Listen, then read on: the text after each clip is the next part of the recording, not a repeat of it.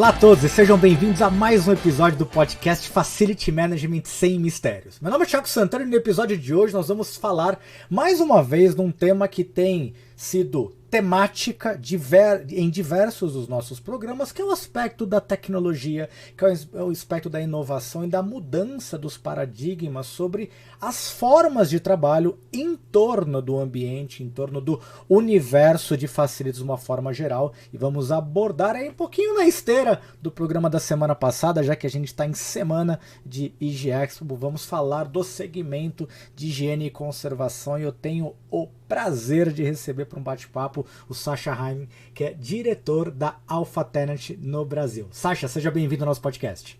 Obrigado, Thiago. É um grande prazer estar aqui contigo. Parabéns pelo programa, parabéns pelo podcast. Tenho ouvido alguns, muito bacana, assim, muito informativo e agradeço a ajuda com o mercado aqui. Sensacional, e como a gente sempre fala, o objetivo não é necessariamente trazer respostas, mas ajudar o pessoal a fazer perguntas melhores na sua gestão de negócios.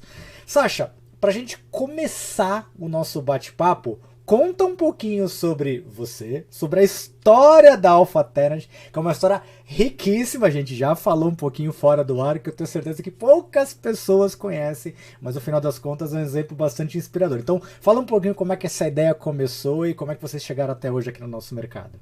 Maravilha, é uma história bem bacana, né? A Alpha nasceu em 1944, e aí aqui devo dizer, fundada por amigos dos meus avós, búlgaros que vieram logo após a guerra, né? Ou logo antes da guerra, perdão, em função da guerra, vamos dizer assim, e começaram um negócio com a intenção de trazer aspiradores profissionais para o Brasil. E na época, até para trazer esses aspiradores, eles descobriram que dava para trazer como se fossem máquinas de pintura e com isso reduzir os impostos. Enfim, hoje aquilo que é corriqueiro, aspirador para todo lado, era algo de outro mundo. E eles começaram, então, em 1944, vendendo aspiradores, e isso foi evoluindo, até que, final dos anos 70, o proprietário, que já tinha uma idade bastante avançada, decidiu que queria vender a empresa. E meu pai, na época fazia consultoria, foi chamado para ajudar a chegar a um valor de venda dessa empresa. Eles chegaram a um valor e ele começou a buscar, o seu Gregório, né, começou a buscar, então, possíveis compradores, e no meio tempo o governo brasileiro informou que a partir de janeiro do ano seguinte, a venda de empresas teria ali uma taxação de imposto de mais de 20%. E como ele já estava próximo do final do ano, ele decidiu, puxa, vou baixar esse valor aí, esses 20%, quem sabe com isso eu consigo vender mais rápido. E, de fato, encontrou um possível comprador. Passou essa informação para o meu pai. E ele falou, cara, por esse valor até eu compro. Eu falei, bom, é sua. Não tenho como. Enfim, chegaram num acordo lá. E o Salvatore, meu pai, entrou comprando através de trabalho na empresa. E ainda conseguiu um pequeno empréstimo para pagar uma pequena parte. Então, no fim dos anos 70, Salvatore passou a fazer parte da Sociedade Alpha Limitada. E rapidamente começaram a investir bastante em aspiradores, produziram o primeiro aspirador profissional no Brasil, para vocês terem ideia, com um tanque de fibra de vidro, que obviamente para grandes volumes é impossível pensar nisso hoje em dia, mas são aspiradores que até hoje às vezes aparece alguém lá com um aspiradorzinho pedindo para trocar a rodinha porque o resto ainda está funcionando. Bom, a evolução do aspirador, com o tempo, né, isso começou a ganhar grandes volumes, outras empresas passaram a produzir no Brasil aspirador com grandes volumes, e a Alpha sempre buscando alternativas, chegou a ter uma época o que a gente chamava de dólar teste, que era uma maquininha que testava dólar, chegou a ter a licença no Brasil do bebê conforto, mas tudo isso foi passando e o lado da limpeza profissional foi o que segurou a empresa e sempre fez o foco da empresa principal. No final, há mais ou menos 40 anos atrás, 30 e poucos anos atrás, houve então a ideia de trazer a primeira lavadora automática de piso.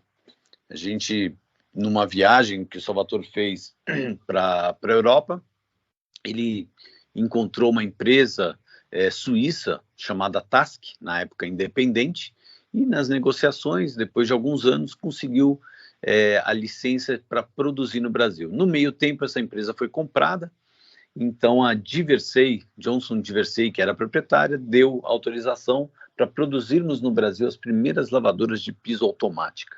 E eram vendidas tanto pela Diversey como pela Alfa.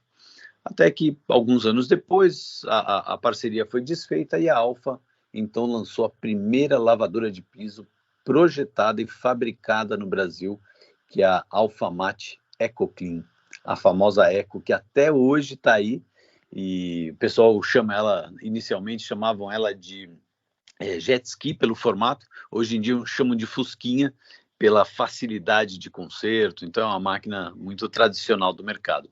E eu diria que ela foi o começo dessa evolução do mercado de limpeza profissional. Prestadoras passaram a utilizar as lavadoras de piso, algumas indústrias que tinham o conceito de uso de lavadoras automáticas de piso fora do Brasil passaram a ter uma oportunidade de comprar algo feito no Brasil, né? Então acho que foi uma mudança muito drástica. Até que isso foi evoluindo, lançamos máquinas com operador a bordo, varredeiras, todas desenvolvidas e produzidas no Brasil, até que em 2008 a Tenant fez a aquisição da Alfa. E aí foi um casamento muito feliz, porque a Alfa já tinha toda uma estrutura no Brasil, um know-how de mercado e um reconhecimento no mercado, que juntou com toda a parte de tecnologia e conhecimento da Tenant global, né, uma empresa com mais de 100 anos aí, já completou 150 anos, 151 anos esse ano, se não me engano. Então, juntou-se a senhora Alfa Tenant, com mais de 70, com a senhora Tenant, com mais de 150, e criou-se o Alfa Tenant. E foi muito interessante que, pelo estudo de mercado que foi feito, entenderam que era importante manter o nome Alfa, manter essa raiz da brasileira, né, da fabricação no Brasil. Então a gente continua fabricando aqui, continua sendo uma empresa brasileira americana. E assim, acho que tentei resumir, falei um monte aqui, Thiago, mas acho que deu para dar uma ideia um pouco do que é a história da Alfa. E é uma história muito bacana, Sasha. E para quem está nos ouvindo, então a Alfamate está no mercado até hoje, a TASC está no mercado até hoje, o seu Salvatore está no mercado até hoje, uma figuraça, sempre ativo nos eventos e tudo mais. Daqui a pouco o Sasha vai falar um pouquinho sobre isso. Sasha, legal, acho que foi bacana esse panorama que você deu, mas eu quero que você falasse agora sobre a indústria da higiene, a mecanização, ela está sempre um passo à frente do que está aplicado no mercado. Eu quero dizer o seguinte: quando a gente fala desde o lançamento da fibra em detrimento ou em substituição ao pano para limpar os ambientes de uma forma geral, a gente existe fibra há anos, mas só mais recentemente que você vê isso de uma forma um pouco mais consolidada no mercado. Ou seja, tem um gap, tem uma distância entre o que a indústria está lançando como inovação e aquilo que a gente vem aplicando. Então eu queria que você fizesse um panorama, não no desenvolvimento, mas na mecanização. Ou seja, se você pudesse fazer um raio-x de como evoluiu e onde a gente está hoje no mercado, nas aplicações de uma maneira geral, sobre como é que evoluiu esta adoção das tecnologias. Como é que seria isso? Então dá para fazer, olha, a gente começou isso, depois veio o MOP, todo mundo aderiu, e dá para fazer um panorama geral de como foi essa evolução? Acho que sim. Assim, a forma como eu vejo, né? Se for olhar lá no passado longínquo, 100% da limpeza era feita com uma vassoura, um balde de água, uma mangueira, um monte de sabão e depois um rodo e um pano de chão para secar, né? Esse era o processo de limpeza de um piso. Embora a gente ainda veja isso com muito mais frequência do que eu gostaria, qualquer lugar mais afastado, que não tenha uma profissionalização no processo de limpeza, esse é o processo que a gente ainda encontra. Eventualmente já tem uma evolução para uma enceradeira, mas o processo de limpeza tradicional, e mesmo ainda com algumas prestadoras, a depender do cliente que ela está atendendo, a depender de onde ela está trabalhando, a gente ainda vai encontrar muito esse processo bastante manual e que às vezes uma enceradeira colabora. Em alguns lugares até existe a enceradeira e o aspirador. E a enceradeira mais o aspirador nada mais é do que a evolução para a lavadora de piso. A grande diferença é que você tem, então, uma junção das funções e consegue ser muito mais produtivo. Eu brinco que é o meu dia a dia, né? O que eu faço todos os dias é tentar mostrar para o mercado, e eu faço isso tanto através da empresa que eu trabalho, como através da Abralimp. Temos lá um grupo de máquina, onde todos os fabricantes se juntam para tentar mostrar para o mercado essa vantagem, né? Que é a mecanização. Por quê? Você consegue, então, através do processo de lavação, onde uma máquina ela está esfregando, jogando água, o produto químico e já secando, e o operador da máquina está andando num piso limpo e seco. Então, é um processo que dá um ganho de produtividade muito, muito grande. O que acontece quando a gente olha para o mercado de forma geral? Apesar de muitos já saberem que esse é o processo mais barato, no final da conta, ficam muito assustados em fazer um investimento em um equipamento, por exemplo, um equipamento com operador a bordo, vai custar aí mais de 100 mil reais, dependendo do equipamento pode chegar a 300 mil reais. A produtividade que ele traz, ele faz com que ele se pague rapidamente, porém esse investimento inicial é o que assusta. Então a gente tenta aí, aos poucos, mostrar para o mercado a possibilidade de fazer de outras formas o uso desses equipamentos. O que eu quero dizer com isso? Você pode locar, você pode comprar equipamentos usados, recondicionados pela própria fábrica e com a garantia de uma máquina, como se fosse uma máquina nova, o mesmo período de garantia de 1 ano. Então são opções que a gente vem buscando para ajudar o mercado a se mecanizar, mas ainda tem muito a ser conquistado. É impressionante a quantidade de lugares onde, por mais, às vezes até tem um equipamento, mas aí o equipamento não é bem mantido, porque tentaram economizar na manutenção. Quando a gente vai ver, no final das contas, o pessoal do piso ali volta para uma enceradeira, volta para um rodão e tem a dificuldade de usar a máquina. Então, é uma evolução que não tem volta, é fato, né? Isso vai continuar evoluindo para o uso de equipamentos. Quando a gente viaja aí para fora, eu tive várias oportunidades, né, de visitar algumas das maiores feiras de limpeza, e aí, obviamente, faço questão de ir visitar alguns clientes da empresa, ou mesmo ir em alguns lugares sem que ninguém saiba que é isso que eu estou olhando. E às vezes a gente vê, até na Europa, nos Estados Unidos, o uso de enceradeira, mas geralmente são áreas menores. Áreas grandes, a mecanização realmente é uma realidade. E quando a gente olha para o Brasil, isso está evoluindo, as prestadoras têm mecanizado cada vez mais, e inclusive já começam a olhar para um futuro um pouco mais distante, que é a parte de máquinas autônomas. Mas acho que a gente pode parar um pouquinho por aqui, repensar um pouco de tudo que eu te falei aqui, Thiago, e aí depois eu entro na parte de futuro, né? Vamos olhar para o passado e para o presente. É isso aí, porque eu tenho algumas perguntas na manga aqui, Sasha. Primeiro ponto que você falou de que há uma falsa impressão de que a mão de obra é barata. Isso não é mais uma verdade no nosso país já há alguns bons anos. Eu vou pegar, para a gente dar sequência agora no bate-papo, essa é a última parte que você falou sobre a visita, o entendimento do mercado externo e de tendências. E eu vou recordar numa visita que eu fiz em 2000, por volta de 2010, 2012 aproximadamente, participando de um projeto nos Estados Unidos, e me chamou a atenção no ambiente de escritórios, já era um open office bastante amplo, mas me chamou muito a atenção a distância entre baias de trabalho, entre os corredores, bastante largos e muito maiores do que a gente tem aqui, e eu não me furtei de perguntar para o gestor, falei, mas por que este, aspas, desperdício de espaço tão amplos? E a resposta dele, há 10 anos atrás, me chamou muito a atenção, que ele disse, Thiago, A disposição dos ambientes ele foi pensado também no processo de higienização. Lá era carpete, o carpete é um revestimento muito comum nos Estados Unidos.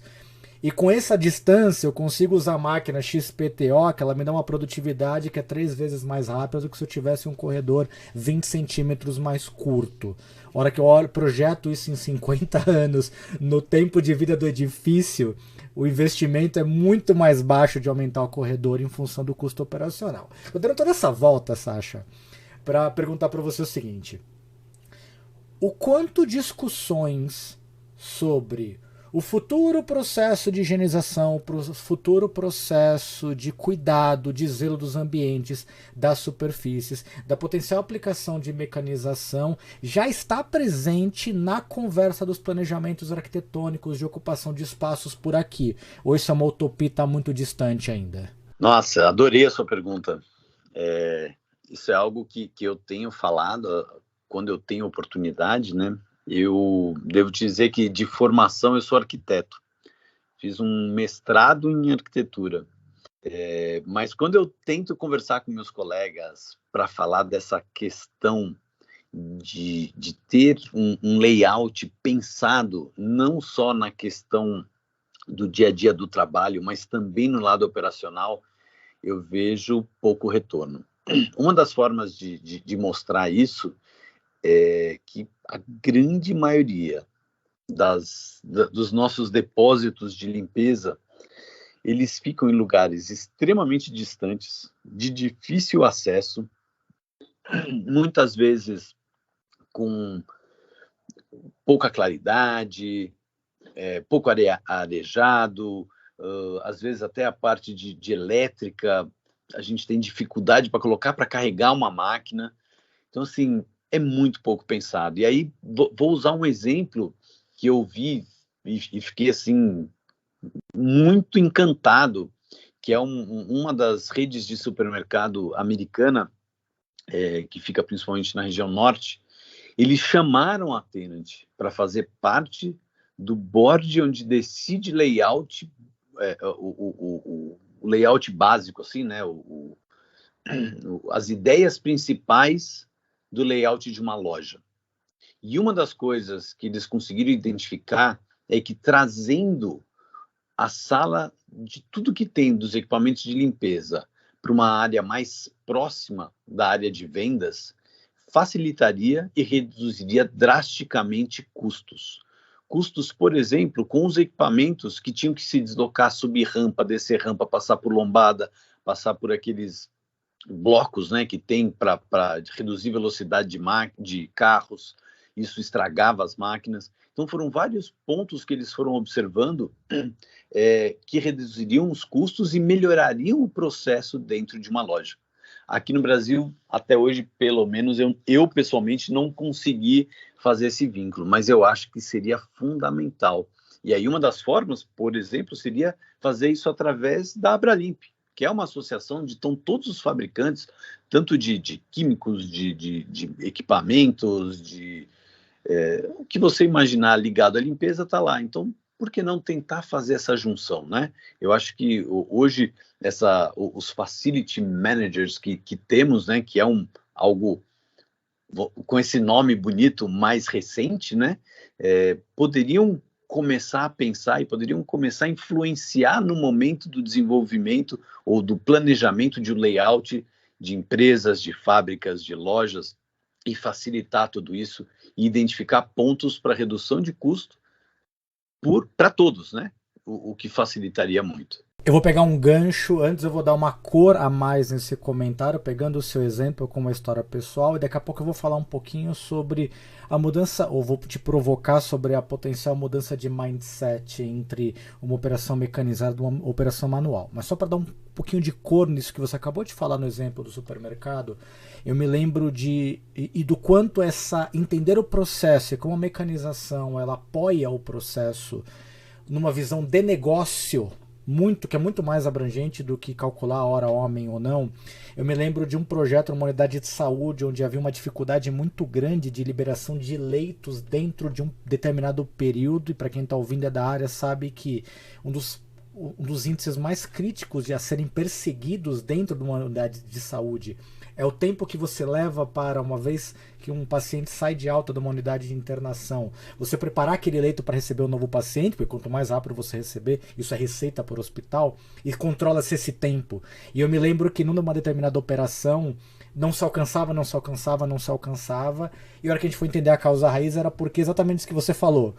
Uma das enceradeiras que era responsável por fazer o tratamento, ela dividia, compartilhava alas, então você tinha só um tempo de deslocamento, de cruzar um andar para o outro, era coisa de 7 minutos, que pode parecer uma bobagem, mas na hora que você olha numa unidade que faz 50, 70 altas por dia, a hora que você coloca 5 ou 7 minutos a mais, vezes 70 leitos, quer dizer que você ficou aí 490 minutos, que são quase 8 horas a mais de leito parado só porque você está andando de uma ala para outra para pegar um equipamento. Ela falou, opa, então eu vou comprar mais um equipamento, colocar aqui, dobrar a capacidade, que a hora que você olha em termos de produtividade por metro quadrado, a princípio não parecia fazer muito sentido, mas a hora que você olha para o processo como um todo, você fala, opa, peraí, 490 minutos a mais é quase um leito à disposição a mais todos os dias, ou pelo menos em horário comercial, só porque eu tô cruzando o andar. Então é justamente isso, né, Sasha? É você olhar o processo de uma forma geral, com uma perspectiva de negócio,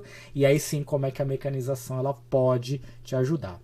Aí, a minha provocação para você é o seguinte, quero que você comentasse o que o gestor que está nos ouvindo que falou, oh, esse treco é legal, mecanizar acho que é um caminho bacana, mas eu quero que você falasse da importância da mudança de mentalidade, aonde a mecanização não substitui per se ou um para um o trabalho manual. Não é que você passa 2 vezes a vassoura e agora vai passar 2 vezes uma máquina. Tem uma mudança de processo, de mentalidade, de fluxos. Senão a conta não fecha. Eu queria que você falasse um pouquinho sobre isso, Sasha. Perfeito, não, muito, muito bacana esse comentário todo, assim, a forma como eu gosto de mostrar isso quando eu estou ali no processo com o cliente, tentando identificar a forma como é feito e o que a gente poderia ajudar para melhorar, reduzindo o custo, aumentando a produtividade. Então, normalmente o que a gente costuma fazer, a gente vai no cliente e pede para ele fazer o processo da forma que ele sempre fez. Então, vou dar um outro exemplo aqui verdadeiro que eu passei. Foi uma loja de supermercado no Brasil, onde a gente chegou lá e falou, olha, faça a limpeza da forma que vocês sempre fazem. E aí, eles entraram lá com regadores, enceradeira, rodão, e fizeram todo aquele processo em vários colaboradores, e no fim da noite a loja estava limpa, realmente limpa, fato. Porém, a quantidade de pessoas e a quantidade de horas utilizadas para fazer aquele processo era grande.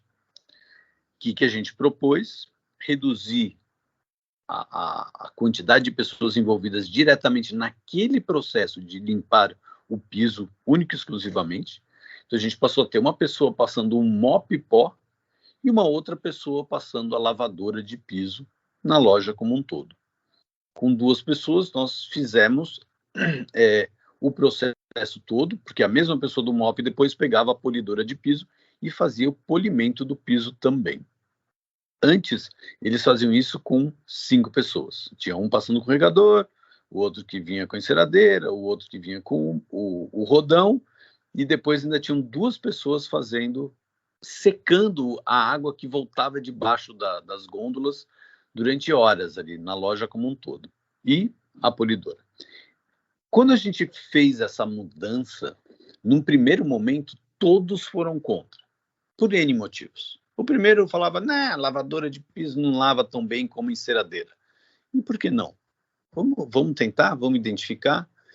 A enceradeira lava melhor porque eu passo 3 vezes no mesmo lugar, que é o que você estava falando de varro 2 vezes ou não, né? E aí, puxa, mas por que precisa passar 3 vezes? Não, porque estava muito sujo, mas vamos testar com a lavadora, vamos ver se realmente precisa. E aí eles conseguiram identificar que a gente colocou uma lavadora que tinha ali, dava para regular a pressão, colocou uma pressão um pouquinho maior, e o resultado com uma passada era o mesmo do que várias com enceradeira. Então já teve ali um ganho significativo. Com a lavadora de piso, a redução do tempo foi drástica, a redução de quantidade de água utilizada foi insana. deixou-se de colocar água embaixo das gôndolas, então não precisava mais daquela pessoa com o mop no final do processo para ficar secando a água que voltava debaixo de gôndola. E assim, esse exemplo que eu estou dando é numa loja, mas poderia funcionar em qualquer outro lugar, numa indústria, enfim, até num hospital, né? Mas esse processo que a gente conseguiu ter uma redução na época em torno de 65%, 70% do custo, isso porque a gente realocou 2 dos colaboradores para fazer limpeza de detalhe. Eles deixaram de operar ali no processo de limpeza de piso e passaram a limpar o pé de gôndola. Então, onde a cera ficou grudada, eles ficaram ali limpando. Então, tinham 2 pessoas dedicadas que passavam o mesmo período da limpeza da loja fazendo limpeza de detalhe. Limpou-se a loja de uma forma, assim, a percepção de quem passou a ver a loja depois desse processo já implementado, que não foi simples. A gente passou ali 6 meses acompanhando muito de perto, até que finalmente começou a rodar sozinho. Porque antes, vira e mexe, alguém dava uma desculpa e voltava para a enceradeira. Ah, não carregou a máquina. Ah, não está secando direito. Ah, quebrou isso. Ah, ela é muito grande, não passa no corredor específico de não sei o quê. Quando a coisa começou a rodar de fato, eu tive eu conto essa história com bastante frequência, porque eu realmente fico até emocionado assim, de relembrar esse momento. O rapaz que era responsável pelos 2 rodos, ele usava 2 rodos de 1 metro para andar com a água na loja inteira até chegar no ralo. Ele foi o responsável por operar a máquina. Quando a gente finalizou esse projeto, depois de 6 meses, ele veio conversar comigo e falou: ô Sasha, eu preciso te falar uma coisa aqui que a minha esposa pediu para te falar. Eu, num primeiro momento, fiquei até um pouco preocupado ali, né? Puxa, o que ele vai dizer? E aí ele falou: olha, a minha esposa pediu para te dizer e agradecer, porque antes de eu ser operador de máquina, que por sinal agradeço também, porque eu passei a ter um salário até um pouquinho melhor, tive aí um aumento de salário, com uma responsabilidade de cuidar de um equipamento, eu chegava em casa sempre muito cansado, muito estressado, dormia mal, tinha uma relação com a minha família, minhas filhas, minha esposa ali, que, nossa, era muito difícil. Eu estava sempre mal-humorado, sempre muito cansado. Nos finais de semana eu só queria saber de descansar, dormir. E desde que eu passei a operar a máquina, o meu desgaste é muito menor.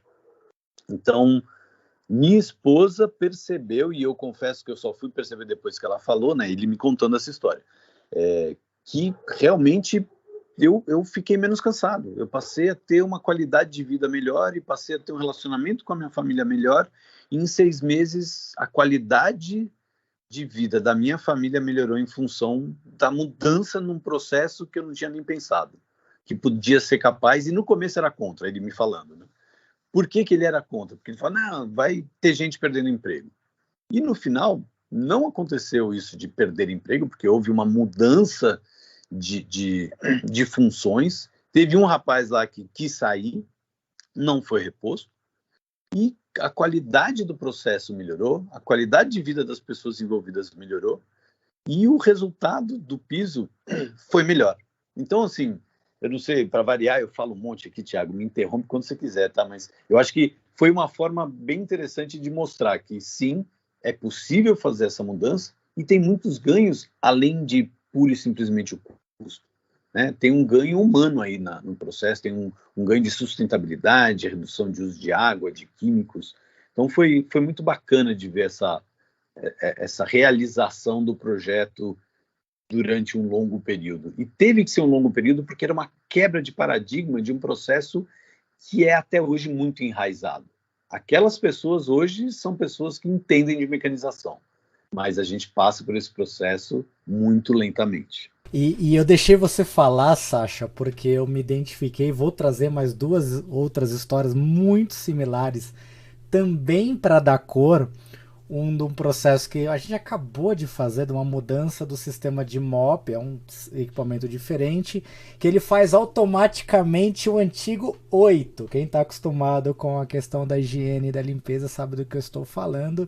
E no primeiro momento o pessoal falou: nossa, mas esse treco é muito estranho, ele é muito leve, como é que eu faço isso? E hoje ninguém se imagina fazendo diferente do que não com esse equipamento, ou seja, já a sua história e essa história quebra um primeiro paradigma de que, não, o pessoal sabe fazer da forma antiga. Bobagem. Basta você apresentar o melhor, que todo mundo quer trabalhar de forma melhor. E a segunda história, Sasha, que eu também conto, acho bastante impactante, sobre olhar cada vez mais a pessoa, o ser humano, o indivíduo, em todas as decisões e todo o planejamento dos nossos serviços. Isso também tem, a gente começa a entregar a idade, mas deve ter mais de 10 anos já, onde lá atrás eu iniciei um projeto, um piloto no escritório onde eu trabalhava, numa empresa prestadora de serviço, de fazer a substituição dos lixos, dos cestinhos de lixo individuais de cada uma das baias de trabalho por cestos grandes que ficam no corredor. Que hoje é cada vez mais comum. Na verdade, hoje já é a regra, mas ainda tem escritórios que possuem os lixinhos. Era um ambiente com 60 posições de trabalho aproximadamente, e tudo combinado com a alta direção. Um belo dia, na sexta-feira, a gente fechou o escritório, removeu todos os lixos individuais, instalou as baias, as estações centrais. Então a pessoa que gerava um papel, alguma coisa para jogar no lixo, ela não tinha mais aquele cestinho embaixo da mesa, ele tinha que levantar, andar 2 metros para jogar. E por que nós tomamos a decisão? Porque a atividade primária daquele escritório não gerava resíduos. Então, não tinha por que você ter. É diferente, eu não tirei, por exemplo, o lixinho de papel do cara da encadernadora, porque ele gera resíduo na atividade dele. Onde eu quero chegar com essa história? Numa laje de 60 pessoas, você tinha 60 cestinhos. Isso antes da adoção de normas de gestão ambiental, porque depois da gestão da norma de gestão, da adoção da norma de gestão ambiental, você tinha um cestinho para lixo comum, um cestinho para lixo reciclável.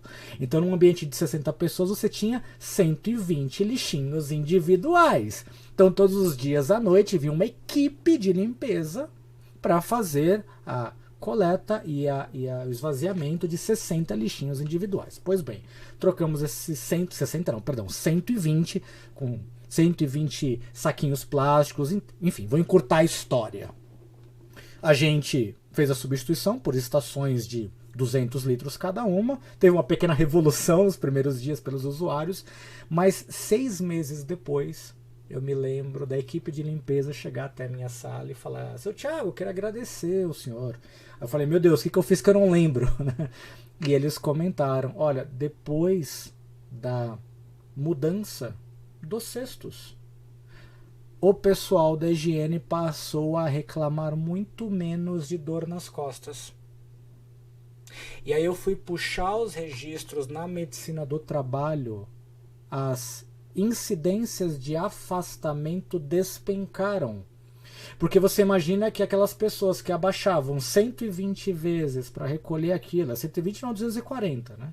Porque você desce, puxa, levanta, joga no coletor, abaixa e coloca de novo. Elas passaram a fazer isso 12, 14 vezes nas estações centralizadas, ou seja, casa muito bem com a sua história de que o processo, ele é muito mais do que, além da forma de trabalho, além da melhoria, além da produtividade, do custo associado, ele também tem uma série de fatores indiretos no engajamento, na satisfação das pessoas, no afastamento de trabalho e na motivação das próprias pessoas. Então, adorei sua história, Sasha, deixei você falar porque ela casa muito bem.